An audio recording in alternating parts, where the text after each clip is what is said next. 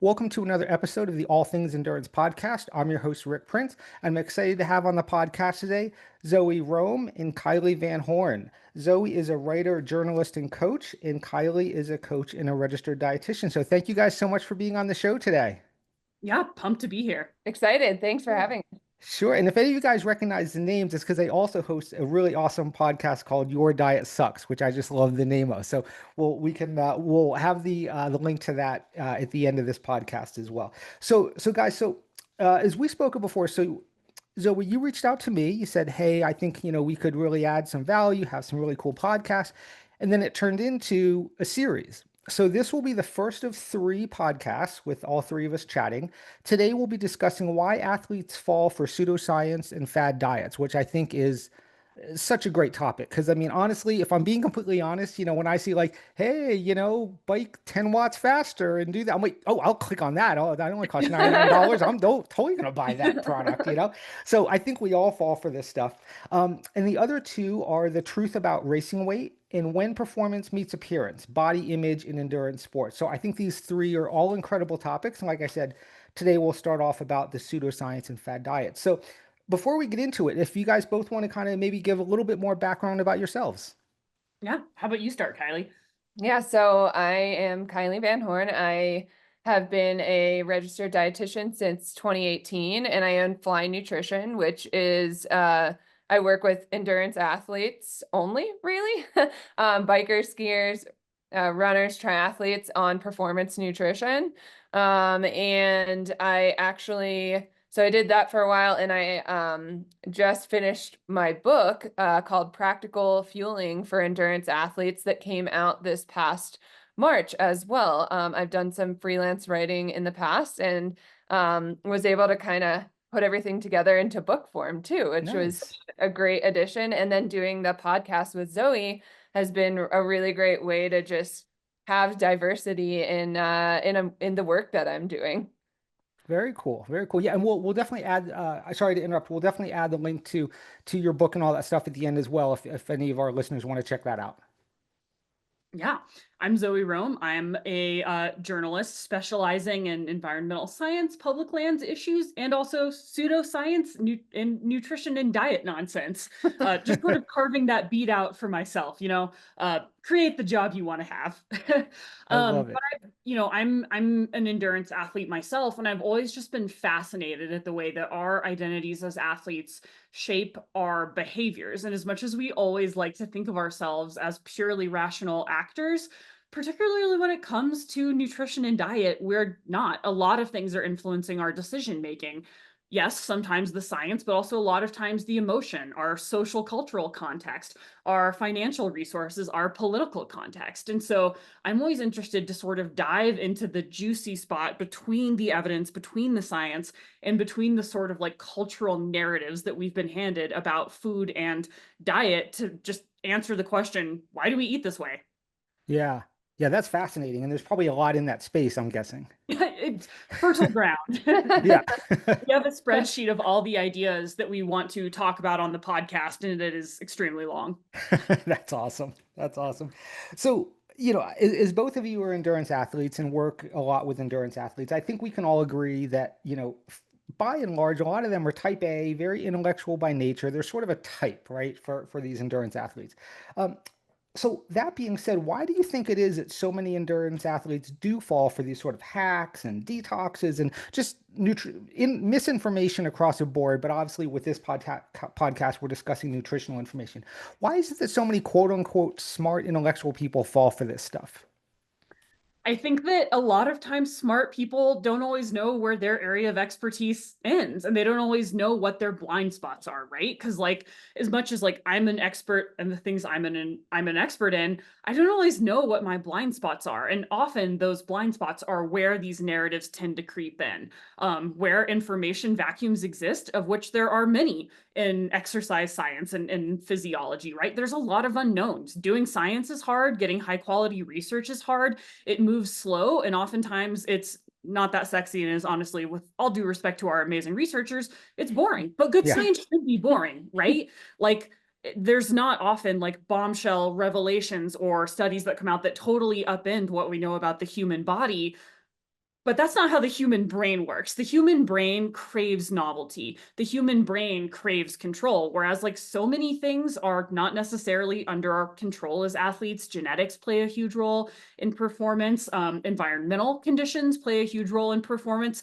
But those things aren't in our control. So we tend to hyperfixate on the things that we can control and cede more autonomy to those things, as a way of just like bringing things back into our locus of control. And then I think lastly, we as athletes tend to think of ourselves as experts on our own body, which we are, but we don't always understand the right ways to apply the evidence that's available to our own N of one.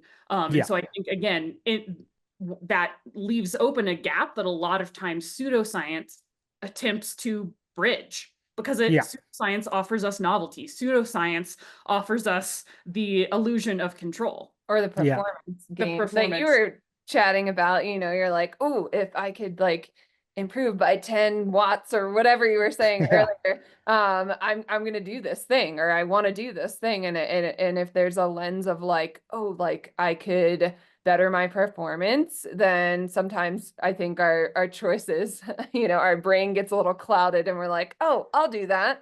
Yeah. Or another thing going along with what Zoe said is, like if there's an athlete, maybe like a pro athlete that is taking a certain thing or engaging in a certain nutritional practice, and they're either talking about it a lot or using it a lot, then people I think are like, oh, well, that person's doing it. That N of one person's doing it. Like, I should probably do that, but not thinking about Sure. their individual context.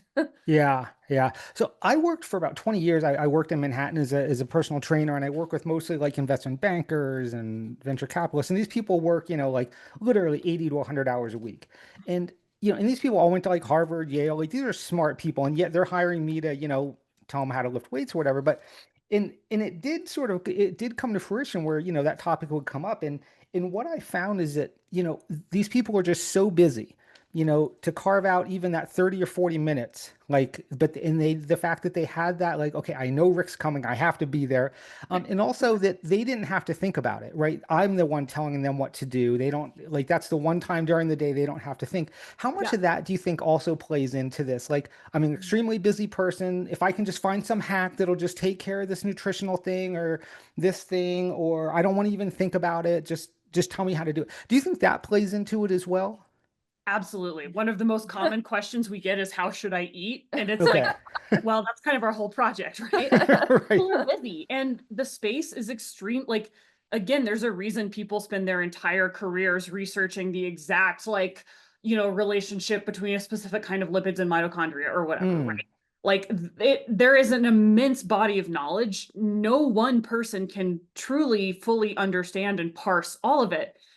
Take that into account with the fact that our lives are also extremely complicated, and you have to eat 3 times a day. And if you're an athlete, you're probably eating more than 3 times a day. That is a lot of discrete decisions. Psychologically, we're literally just not capable of it. And so a diet is basically a heuristic for how you plan to engage with food. And it's so tempting when someone dangles a heuristic in front of you and says, like, this promises you wealth, optimization, the body you've always wanted, the performance you've always wanted, longevity. You'll look like you're 35 forever and you don't have to use sunscreen and you'll never have a soft tissue injury again. That's extremely tempting, yeah, because I'd sign up for that. decisions for yourself sucks. It's Yeah. extremely hard. Yeah. Yeah, it's the same thing. Like I'll, working with people on this, they'll be like, well, just I need you to make me a meal plan. And I'm like, well, I don't make meal plans because Right. it doesn't teach you what you need. And also then you won't have a sustainable way to eat in the long term or fuel yourself. And then the other thing is that I think they think they want this prescriptive plan, but then to me, that takes away from this idea of like enjoyment of food, or things outside of maybe the prescription, you know what I mean? Like, oh, like I can't go to a restaurant in a social situation because it's not on my meal plan. So Mhm. don't fully take into account these things, and listening to their bodies, like hunger and fullness. I mean, a lot of people have lost touch with even what that is. They don't even know what hunger and fullness is. Hmm. Interesting. So I think like I see it all the time. Like these are the athletes I work with, but it's Yeah. all like helping them through the process of navigating the limited time they have to understand what they need to focus on and how Hmm. they're going to get there, you know? Got it. I think Got it. to that point, we did an episode about diet cults. And if you look at the research, people, I mean, somewhat counterintuitively, actually gravitate towards more strict diets, right? Like Interesting. very intense forms of veganism, the paleo diet, keto, like extremely restrictive carbohydrate, or some like weird Baroque Whole30 adjacent, like cutting out seed oil type, like not like if you name it, it exists. And people Sure. actually crave that level of structure and rigidity because it's very comforting. And again, it gives us Right. the illusion of control, and it gives us the illusion of progress and stability in a world that honestly, like, doesn't always feel that stable, and we don't always have that much control. And Yeah. crave that. They crave structure, and they crave the community that you can build when you tie your identity to these extremely rigid ways of eating, too. For instance, like, I don't know if you've ever attempted to start a fight with a paleo bro on the internet, but they very easy to get riled up.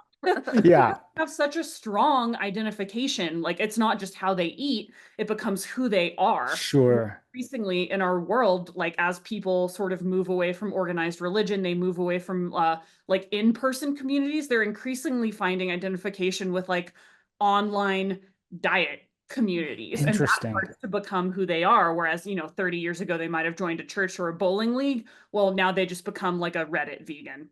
Huh. That's wild. Yeah.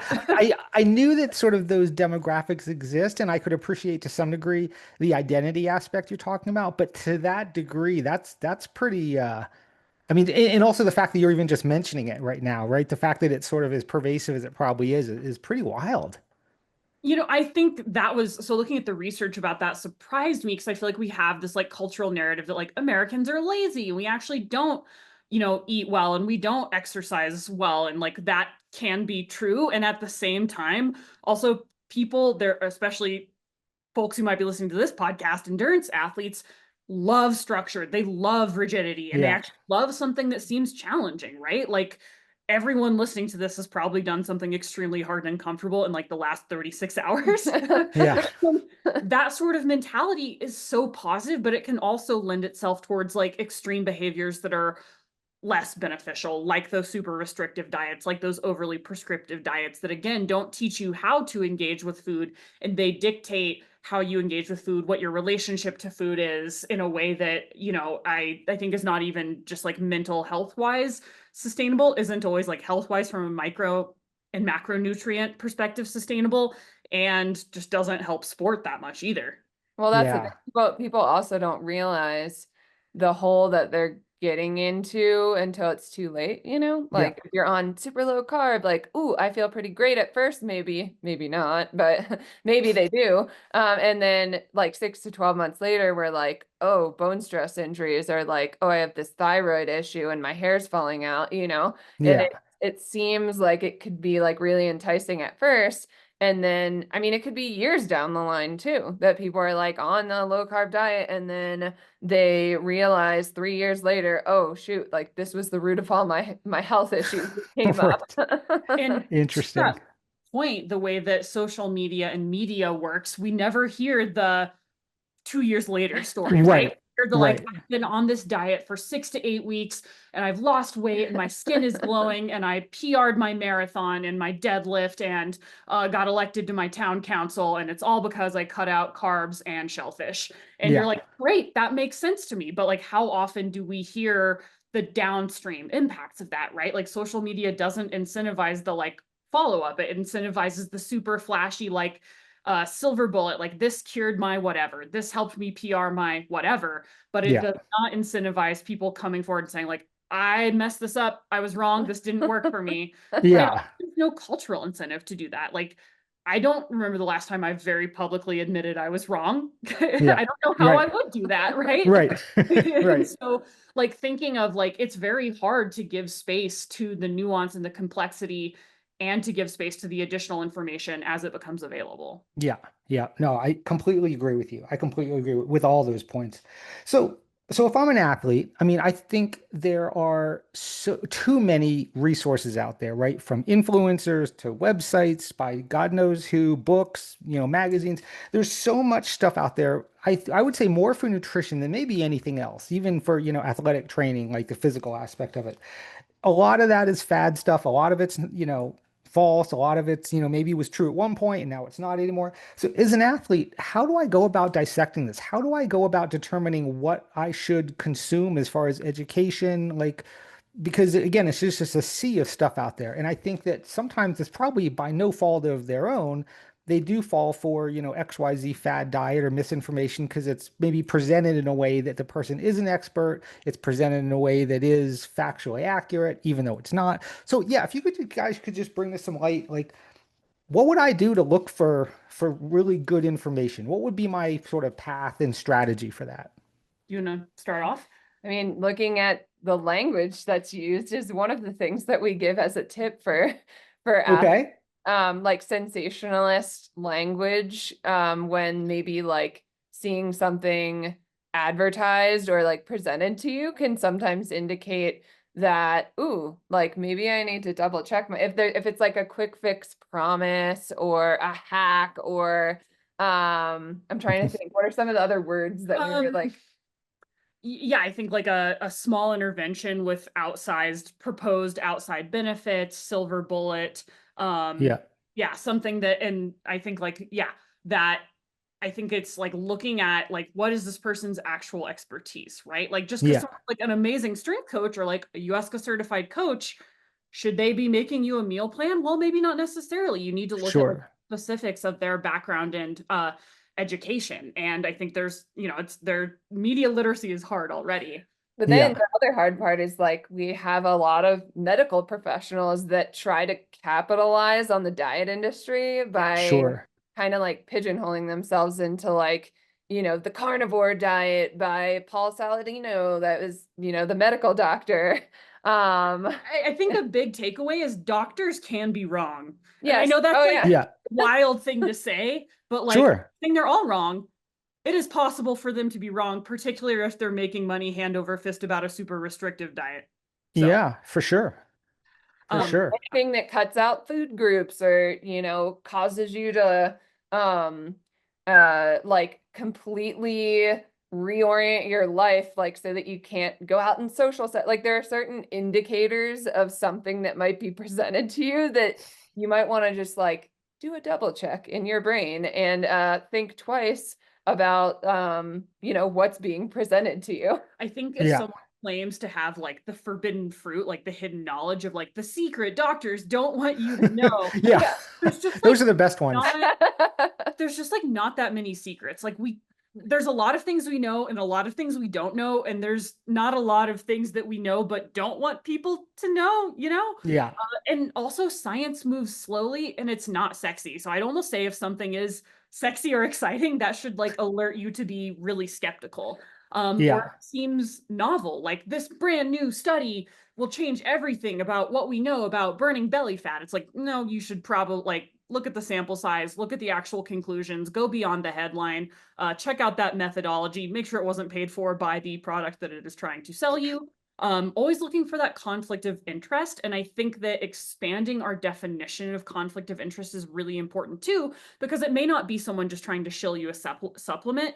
In the attention economy, attention is currency too, and attention Hmm. capture is the coin of the realm. And so like sort of with like this liver king stuff or like carnivore stuff or like the raw egg nationalist, the more extreme some of these ideas are, the more attention they're able to capture, and eventually most people Yeah. try to sell you a specific product, but your attention is also the product. So being really skeptical of anything that really seems to be geared towards capturing attention, selling you something, or that seems to, I think, activate your emotions. Because very rarely do I read a scientific paper that just like revs my engine and makes me Yeah. like have like an emotional reaction. Is Yeah. anytime you have an emotional response, does it like speak to something you're insecure about? Does it speak like as an athlete, like does it speak to your concerns about performance or body composition or age. Those are, or like fertility for women, especially, like all of those Yeah. things. Like, is this trying to like hit me where I'm soft? That should also alert you to be additionally skeptical. Well, Yeah. like with my book, it was like, how do I make this title interesting? Like, Yeah. like practical fueling tips for Yeah. endurance athletes. I told her Yeah. to call her book Blast Belly Fat Fast, but she wouldn't do it. Yeah. She would have sold more Well, copies. yeah. Well, no, but that was exactly my problem when I launched USK, because like it's not sexy, it's not really fun.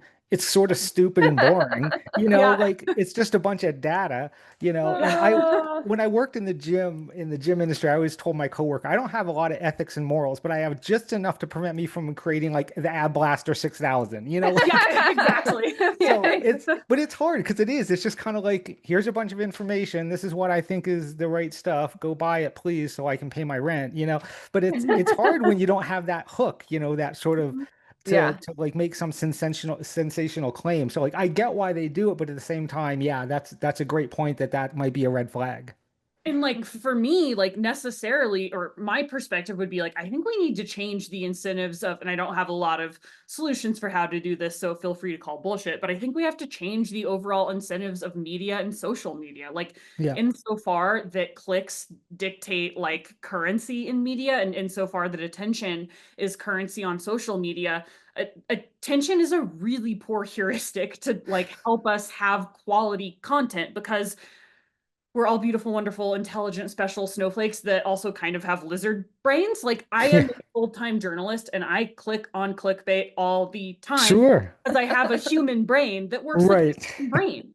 And knowing Yeah. what we know about the human brain, I think we need to all come together and structure an environment that's more conducive to how our psychology actually works. Because Yeah. what we're doing right now is not getting us to where we want to go. Yeah, completely agree. Completely agree. So, we all know that, misinformation and myths and old studies, old data, it really dies hard, if at all. I mean, we deal with that at USCA all the time, where we'll put out something and someone will say, no, this is what it is. I'm like, well, it was that, and then new research came out, and now it's not that. So, Yeah. but I'm familiar with sort of the more exercise side of things as far as myths and all those kind of things like that. But what are some common nutrition myths that just won't ever seem to die, that just keep getting passed on? It doesn't matter how many times, you yell from the rooftops, no, this is the new data, or no, this is what it is. It doesn't matter. It just keeps persisting. You can't boost your immune system. That's not how the immune system works. You can't boost your metabolism either. It metabolizes. You can definitely mess it up if you don't eat Yeah, well. You can definitely do harm to it, but you can't boost it.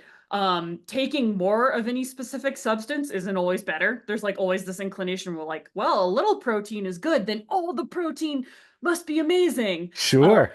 Oh, the window of Yeah, the the window 30-minute closes window. after exercise for recovery nutrition, like 30 Okay. window. Yeah, that one. I mean, Yeah. obviously the carbohydrate piece. However, I'm hoping, I'm like, fingers crossed the messaging is changing, but like being afraid of carbs, low carb diet for endurance performance, and hopefully that's shifting a little bit to pushing the fueling limits a little bit Yeah. more.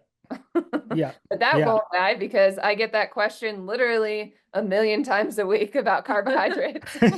Oh, I'm sure. Because carbs in their mind it's just viewed through the like, I'm gonna get fat lens, I'm guessing. Oh Like it's yeah, good. yeah. Okay. And Yeah. I think our the diet culture that we all live in, like we have our stories about food and nutrition that we grew up with. And so I think for a lot of people, they've only known that like, oh, like my mom did this thing and she said carbs were bad and they made her fat, so then they must make me fat. And it's just like Sure. this Shout out to the wild. snack wells generation. They're keeping Yeah. us in. For sure. For We need sure. to hire whoever is doing PR for the idea of protein and get them on the carb train. I feel like Yeah. carb, like we're leaving the station, but Yeah, yeah. but now protein's like being added to everything. Have you noticed that? Right. I Like I have. had an Yeah. athlete ask today about what do you think of this protein ice cream? And I'm like, why can't you just eat regular ice cream and get Right. protein from it Yeah. instead of adding protein to ice cream and That's making it so taste funny. bad. Yeah. Interesting. I didn't hear, I knew about most things. I didn't know about the ice cream. That's a new one for Oh, me. I ice didn't. cream. There's like water, I had like, like onion creams that had protein, like oh. Funyun. It was like a Whole Foods brand Funyun with protein. Wow. Wow. This should not exist. Like this goes Wow. against God's will for sure. Yeah. Yeah. That's pretty intense. Yeah. Um, Oh. so you guys already alluded to some of those sort of fad diets out there, that are out there, certainly, really low carb. What are some other sort of fad diets that you guys see trickling about that are talked about a lot now, or sort of that are sort of, for lack of a better word, in vogue? Mm. Yeah, I definitely think the low carb one is big. Paleo again is one that we see in the endurance space, particularly popular, and research indicates among men, as sort of a solution to modernity, where people feel distant from community and distant from nature, and so they think that eating a lot of nuts, I guess, will fix that. And Interesting. um, Okay. and I think also I mean, I feel like almost everything is just like low carb Well, in a it's different tough hat. because yeah, so like carnivore, that's I don't the interesting thing is in the endurance space working directly with athletes, I don't always see carnivores coming up, but in the fitness space, if we look at them as two different things, like it comes up a lot more Sure. in the fitness space. And so it is interesting how like endurance athletes might latch on to like a certain subset of diet things. And then like when we get into the broader fitness space, there's some really kind of wild things that people do, Yeah. Yeah. Yeah. And I would say, like, I mean, in general, just like weight loss, right? Like, and we'll talk about this in the racing weight episode, but there is a very challenging relationship, like, between performance and training in an energy deficit. And Yeah. there, people are always trying to sell some mechanism for promising that you can both have an energy deficit and train to your potential, which we don't see Mhm. in the evidence.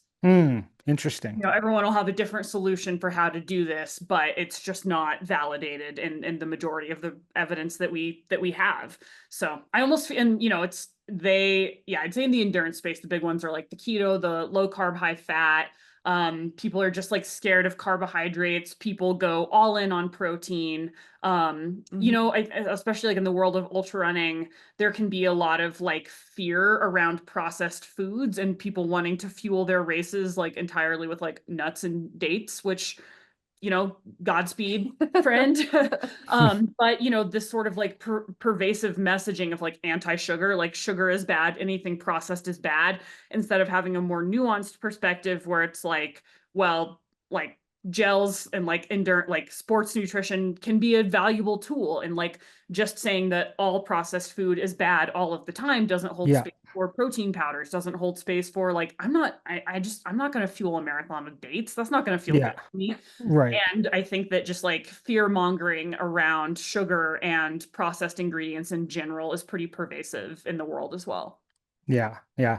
It is interesting how people take things to extreme. When the whole keto thing first came out, I was living in New York. I was working as a trainer, and I had this incredibly wealthy individual as a client. He owned like, I don't know, three-quarters of the parking garages in New York City. He had his own personal chef. And so he Nice. came in for his session. He's like, "Oh God, Rick, I'm gonna have to." It was like halfway through the session. He's like, "I gotta leave. My stomach's killing me." I'm like, "All right, that's fine." I'm like, "Why? Like, why do you think?" He's like, "I don't know, dude." He's like, I just had a plate full of sausages for breakfast." I'm like, A, that's kind of nasty. B, why? He's like, well, I just read about the paleo thing, or the keto thing. And so I had my chef, literally, he ate like, I don't know, 10 or 15 sausages. That was all he ate. I'm like, Oh my God. what? Don't do that. That's disgusting. Like, why would you Yeah. do that? He's like, yeah, I'm not doing that again. I don't feel good. I'm like, I wouldn't Yeah. think you would. So, but again, like super smart guy, but he's like, okay, I'm going to do this. Let's do it. I'm going to go Oh all in. yeah, I'm going to some of the 10 sausages. smartest athletes that I work with do the dumbest things with their diet. Seriously. Okay. Like I work with a lot of doctors and lawyers and I'm like, what? Like, what are you doing? This doesn't Yeah. make sense to me. And then when we talk about, oh, what they should be doing, they're like, wow, I never thought of it that way. And I'm like, this is not a novel idea. I know you know this. Yeah. Yeah, sometimes I feel it takes someone to like give them like a dose of reality, right? For them, Yeah, Yeah. like, oh yeah, exactly. that was kind of weird to eat 10 sausages for breakfast. Yeah, which Um, like again, like in terms of like we have so many people who are positioning themselves with outsized authority as if like again being a strength coach means that you should be able to give people like nutrition and diet advice as like the end all be all, or yeah, like I as a coach should be like writing meal plans, or just because I have like six-pack abs and I'm an influencer with 1 million followers, like what authority does that actually confer, you know? yeah, I think yep, we as a culture, because the way that our brains work, we place priority on aesthetics. We place priority on production value as opposed to like, oh, well, this person has multiple degrees from institutions that I have no relationship to, and all of their, all of their materials are extremely like well cited but boring. We go for the sexy stuff. We go yeah. for the like we are visual creatures, and again, like this isn't a bad thing insofar that we understand it and understand how it guides our decision making and how sometimes it manipulates us into giving people authority that they haven't earned and they don't Yeah. have.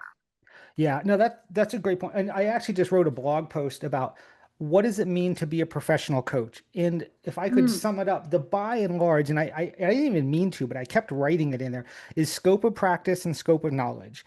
And because I do see that a lot now, to your point, where people that are really well qualified and really smart in one area, and they, whether it be to make more money or to, like you said, gain more clicks or whatever the motivational factor is, they start going into all these other areas, but because they have this PhD or MD or whatever they have in that one, they feel, and apparently that's their right because so many people buy things from them, it gives them credibility, and now they're an authority on all these other sort of ancillary areas. And I think that's such an important thing to bring up because I think it's so easy for people to fall for, like, oh, well, you're a doctor, you're a PhD in this, and so I'll just do whatever strength training program you said too, even though you're, degrees in, molecular biology or whatever, Well, everyone eats, so everyone thinks that they can give nutrition advice if we're That's a talking good about point. nutrition and diet. yeah. So this is the challenge, like as a nutrition professional that I run into, and it's actually quite interesting that the way that dietitians are presented to the public, there's actually more distrust for registered dietitians Really because people think that we're like paid off by big food corporations, which we're not. interesting. And Like so you'd have a nicer house if I think like I Kraft think Foods was still your mortgage. I think that in sports nutrition, there's a little bit more credibility there, but just in the overall, like with my fellow colleagues, like this is a trend, and it can be a trend in medical professions as well, like this distrust for medicine and science I and mean, nutrition. look at the news lately. Well, Like we've yeah. literally elected someone to head HHS who has no experience, no credibility, and no authority in that field. Like culturally, we have become extremely distrustful of science and evidence and authority. And yes, there have been some institutional failures that underpin that for sure. We've underserved Sure. people, we failed to communicate, and we can own those mistakes. And at the same time, I think just figure out how to shift our cultural understanding back towards like, actually, authority is good. Expertise is good. We should probably not make policy and diet plans based on vibes only. Right, right. Makes sense. So, I think that most athletes, especially endurance athletes that are so data driven, they got their bike computer, they got their Garmin watch. I think that most of them will agree that data is important. They look at data, they use data. And while data can be important, what are some ways that it can be misinterpreted with respect to training and nutrition? Because we see that I think there's so much data, maybe too much out there as far as training stuff that people don't know how to correlate the data, which in my opinion is where the real value is, right? Or even knowing which things to look at or pay attention to. And again, what might be important for me to pay attention to, maybe might not be important for you to pay attention to.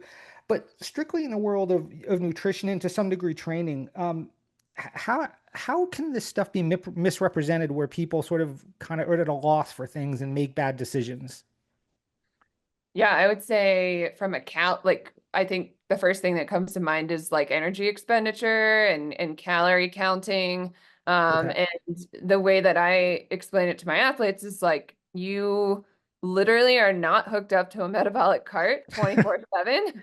So you Yeah. don't know exactly how many calories you're burning. Even like we did an episode and we talked about like the fitness trackers and how those can be, research shows those can be off by up to 20% Oh, um, wow. on energy expenditure. And so it's really hard for people to understand that like, oh, I can't control every little like amount of energy expenditure that I have throughout the day. Like, what about sleep? How's that affecting it? What about stress?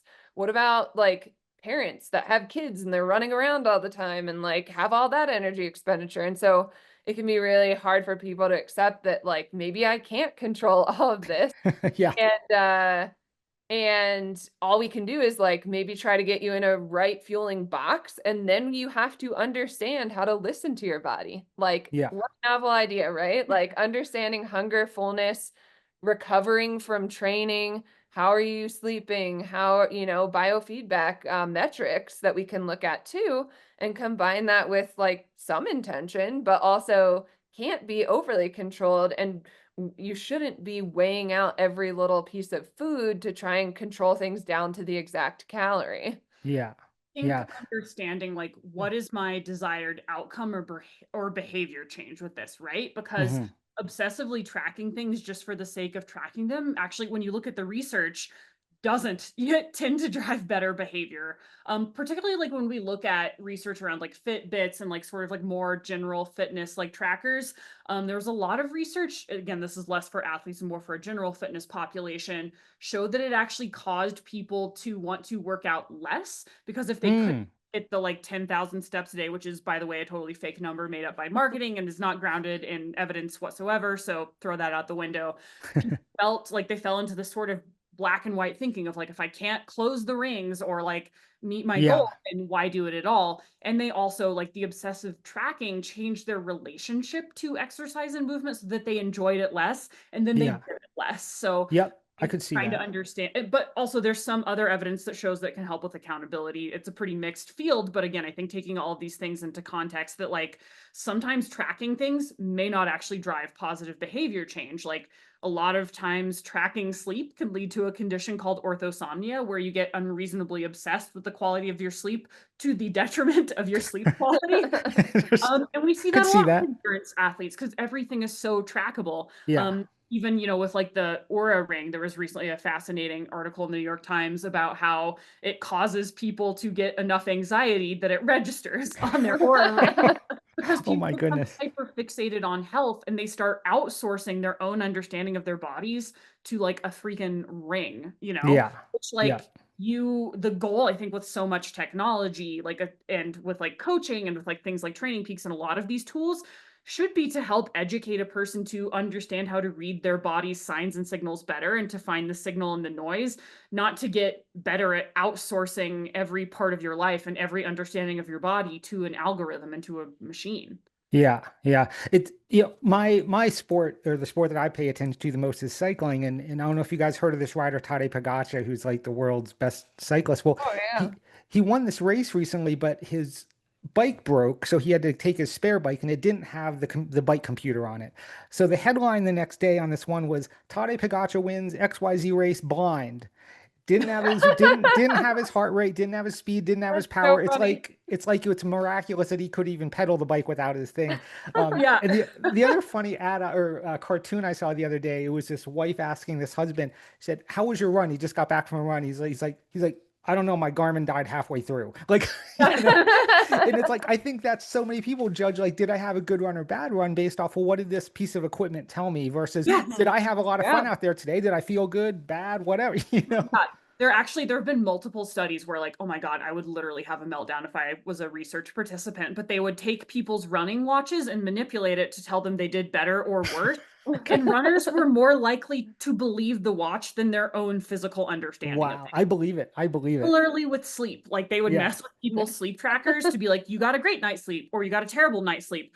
Regardless of how people actually slept, they tended to believe the wearable more than themselves. And I think Yeah. that that's a great cultural signal that we Yeah. should have a conversation about this and check ourselves because like we Yeah. have this like weird heuristic where we think that numbers are like smarter and they're better. And Yeah. like, I'm not saying that we disregard them. Of course not. Like we need science, we need data, we need evidence, we also need context. Yeah, And like completely. we can't, like we have to understand the accuracy of these things. And again, looking at how they actually drive behavior change and understanding that like you are the expert of your own body. There is Yeah. no watch, there's no algorithm, there is no whatever that is going to be better for you at reading your body than you are. Yeah, completely. Completely. Yeah, and I think it's again with these endurance athletes who are, so smart, and a lot of their work life is data driven, right? They're either maybe they're quant hedge fund managers or there's something, where the numbers are really, really important. So why, I'm sure in their case, well, why wouldn't that be the case with my training? So I'll just pay 100% attention to them. In some cases, like I trained this one guy who was a quant hedge fund, and the whole point of that is it takes out emotional bias out of the trading decision, right? And Yeah. it puts it all in the hands of algorithms, which aren't always. So for him, Which his also stuff was are all data, humans. Like it's, right? Which are like yeah, algorithms are only as good as the people who built them and the data sets they're trained on, which yeah. because of humans. Yeah, and he was on board with the whole data is everything for the exercise until one day I put him through a killer workout, and then Garmin said he was unproductive. Then he threw the thing across the room and like lost his mind. So that That's was the end of the awesome. data. Well, I think Um, it's so important to educate people. Like the data is a proxy. It's one yeah, proxy for understanding how you feel. Like yeah, the data isn't reality. Whereas like in trading, it's kind of more reality because such and such stock costs $6. That's not how the human body works, right? Like right. in a lot of ways, it can be a bit of a black box. So we're just sort of trying to feel in dark corners and like, okay, HRV tells me something over here, and energy expenditure tells me something over here. And like RPE is another piece of information. And people tend to think that data is real. But again, it's just sort of like part of the Yeah. constellation. Completely. Yeah. And I think the more people understand to kind of take all of that in, like a macro view of all that versus this sort of, isolating all these things independently and then determining which one is good or bad, I think that's probably one of the big problems, I guess, which sort of got us to where we are. Yeah. Um, And I mean, we see that also like sometimes when we talk about the research on our podcast, we'll be like, on average, restricting carbohydrates does not help athletes perform better. And then lo and behold, some dude will get up in our DMs and be like, I performed better. And I'm like, sure. Like, sure. Yeah. yeah, Great. I bet you did. Like that, yes, and Yeah. like people think that like like that it's like hard and fast. And like if a Yeah. study comes out that like somehow our bodies like get the message and they change to adapt to like the study or whatever. But again, we're feeling in the corners and we're trying to narrow our or like to flesh out our gap of knowledge and to like try to eliminate blind spots. And there's always going to be individual outliers, particularly Sure. in the world of elite athletics, right? Yeah. Like again, like I should not be following Courtney DeWalter or like Michael Phelps training plan because I am not them. And I think people sometimes forget that the way that science works again isn't like a rule in terms of like this study is deciding how your body works today. There will always be exceptions, there will always Yeah. be outliers, and that doesn't negate the science. Yeah. That's Yeah. still part of the science. That's why we Yeah. have more than one person in studies. Yeah. If we only needed one person, we'd have the science done. It would be so Right. much easier. Complete. And you always hear that specifically in terms of like really, really bad behavior. Someone who's like smokes 10 packs a day, drinks 10, 10, 6 packs a day and lives to be 120. And it's like, I think the more people appreciate that for the most part, the bell curve exists with everything, right? Yes, Then the yeah, better off we would be, right? Versus like, oh my God, I'm going to smoke 10 packs a day. Look, he just summited Everest and he's 120. Let's go do it. exactly. Yeah. So you guys had mentioned, or we had mentioned, the whole role of influencers and social media and all that. And I think to your point, and rightfully so, it does get a pretty bad reputation with all the sort of just crap and noise out there. That being said, I think the unfortunate part of that is that a lot of really good stuff gets lost out there in the noise. So for our listeners, I was wondering if, in the time that you guys have spent online and dealing with all this stuff, specifically around nutrition, are there any specific people that our listeners might want to follow or podcasts or anything like that, just resources that you guys can think of that might be really good? Well, it doesn't even have to be podcasts. It could be, again, website, whatever. Yeah, so I've recently actually been reporting a series of articles about online pseudoscience, and I interviewed a couple of researchers, Nick Nick Tiller, who does a Yeah. lot of research on sports science, and also Dr. Tim Caulfield, who does a lot of research up in the University of Toronto. And they do a great job. And also, Nick Tiller recently sort of has this new journal initiative to release understandings of scientific studies in layman's terms, because Yeah. so often what happens is the things get lost in translation, and somewhere between the laboratory and my iPhone it gets refracted through the prism of social media and totally distorted. And Yeah. so we acknowledge like there is a need for communication. Like I don't think it's helpful to tell people you just have to, you have to individually subscribe to Cell Metabolism and read every single peer-reviewed Yeah. journal. That Yeah. that is the only solution. No, we need to have ways of distilling this information down and communicating it in a way that makes sense to normal people. That is a skill, and I always really admire people like Dr. Nick Tiller who do it well. But I Yeah. think always looking for people who, again, acknowledge the limits of their expertise and who caveat the findings, right? Like whenever people are like, no matter what, like cutting out carbs will do this. That should like really raise your Yeah. little alarms. Whenever it's like, well, like acknowledging the caveats, looking at the methodology, looking at the nuance, that to me often indicates a better science communicator. There's Yeah. I actually, if people are interested, examine.com. I don't know if you're familiar with them, but they do a roundup of new scientific studies that come out every month, and then they do a really nice summary for people so that they can kind of get it under layman's terms. It still might be more than what people are looking for, but it is a really great website for people to kind of keep up to date if they're wanting that sort of. Okay. Oh, that's great. That's great. Yeah, we had Nick Tiller was a presenter at our conference both years we had it. He's Nice. great. Yeah. He had that doesn't he? Yeah, what isn't that like the Skeptic's Guide to Yep. okay. Okay. Yeah, he's A great great. book. So yeah, highly recommend a lot of his work. Yeah. He's really funny too. So when he was in we had the conference in Colorado Springs and I asked him the day before the conference, he went up the Manitou Incline and I asked him how it went. He's like, "Oh," and he's got that British accent, right? So it Yeah. makes everything sound like more official and funny. He's like, "Oh, I have a really bad case of IOMS." I'm like, "The hell's IOMS?" It's like instant onset muscle soreness. I'm like, "Oh, I'm gonna use that one from now on. That's a good Yeah. one." So The Manitou Incline will do that. yeah, for sure. Um, so, how much of a role do you think that, because athletes, I feel like seek out perfection, in their thing, like, okay, if I buy this bike or these pair of shoes and everything's perfect, I'll PR. How much of a role do you think athletes seeking out perfection leads them to fall for some of this misinformation? Because it's almost kind of like, the confirmation bias. Well, if I can just find one thing that tells me that this pair of shoes will get me to that PR, do you think that's a big part, especially when it comes to nutrition as well? Yeah, for sure. I think again, it's a guaranteed outcome and it's the promise of control, right? If you do this thing, you will have this outcome. And the tough truth that I think we have to increasingly acknowledge is that like we're humans, we're squishy. Everyone's different. There's a lot of things we don't know, and very few things are guaranteed, right? And especially when it comes to things we're vulnerable around, aging, athleticism, body composition.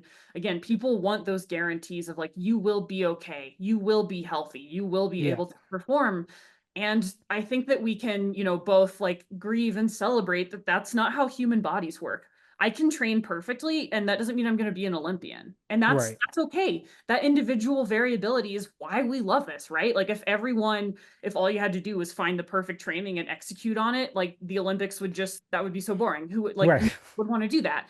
And I think that again, just acknowledging that it's a lot of it's that desire to like if X then Y, and that's so often not how sports works, how training works, how the human experience works. Well, and I think there's a reason why eating disorders and disordered eating is so high. It's Yeah. up to 60% of endurance athletes had some form of it because these things are rooted in control. Yeah. Wanting to control everything is part of an eating disorder. And so I think that, that ties into this whole thing because an athlete thinks if I can control everything, then I'm gonna have this outcome. And then in a nutrition situation, that can lead you down a really bad path, which I've had I work with a lot of disordered eating and eating disorders, and Unfortunately, it's all too common in the space. Yeah, I believe it. So, last question, and this is something maybe I'm asking for me at this point, but I I just turned 50 and I'm like, "Oh my God, every time I look down at my stupid bike computer, I'm like, I'm so slow, I'm so fat, I'm so all these things." How much of it is, oh God, like, do you see like people relating their performance today to when they were in high school or college? Like, oh man, well, I don't know why I can't run a 5 minute mile anymore. That was, I should be able to do that even though they're 20 years older, and then trying to manipulate their diet or their training to do so. Is that do you see guys see that a lot where people basically just refuse to appreciate that Oh the yeah. body changes with age? Yeah. Yeah, and unfortunately, we see a lot of it in peri and postmenopausal Mm, female identifying athlete population, where they just like they feel like they have to look the same way that they did when they were 20, yeah, and kind of accepting the idea that like our bodies change and we age, and like I do think that maybe like societally we haven't talked about these things enough, we haven't normalized them, and so Yeah. for a lot of people they're just like, well, I'm scared of this now because like I don't know what I should be doing. I kind of just feel comfortable back here where I was when I was 20. yeah, It's yeah, like, thank God. I mean, so glad I am not the person I was when I was 20, but like yeah, particularly, I mean, it impacts people of all genders, but yeah, aging is something that people feel immensely vulnerable about, and that also we don't have a lot of control over right. because time's gonna time. And so again, people try to wrest back that control and to try to deal with the narratives that like especially are pushed on women that like aging is a personal failure. It's a failure on your body's part and you must resist it. Mm, And that like uh, honestly, like, yeah, your body comp is gonna change. And like that is proof that you are alive and living and that systems are firing. And I know yeah, that that runs counter to the like meta narrative our culture has that weight is bad and gaining it is terrible in all cases, which is just not true. Our yeah. bodies are complicated and our relationship to weight is complicated, but we've just been taught to resist it at every turn. And especially like our culture's obsession with controlling female bodies often sort of comes out in the form of women being afraid of aging, women being afraid of like how their bodies change throughout their like reproductive lives with having children and breastfeeding and all of these like wonderful things that are just part of life. And we're taught to like Sure. hide it and resist it, and that it's like again that it's a failure, and then we try to bring the control, like bring it back into our locus of control by restricting diets. And again, because there's so little research on female athletes, peri and postmenopausal athletes, like please, if you're a scientist listening, do the research. But We want also, Yeah. it. we just did this episode on longevity that we released recently on our podcast, and it's kind of like, this guy Brian Johnson that is controlling every Oh yeah. single thing about his I watched life. a Netflix show on him. Yeah, yeah, yeah, Wild. It's yeah, wild. It's like, do you like what? Like, do you really want to live the rest of your life like that? Yeah. Like for what, yeah, yeah.